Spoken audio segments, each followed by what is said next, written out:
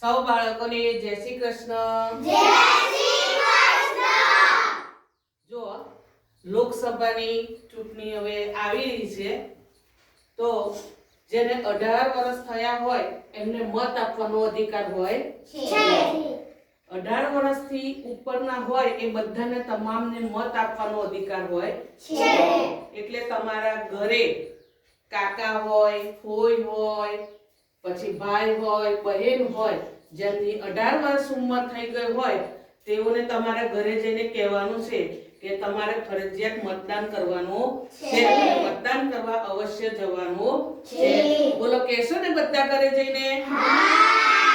કહેશો ને કે તમારે ફરજિયાત મતદાન કરવા મતદાન મથકે જવાનું છે.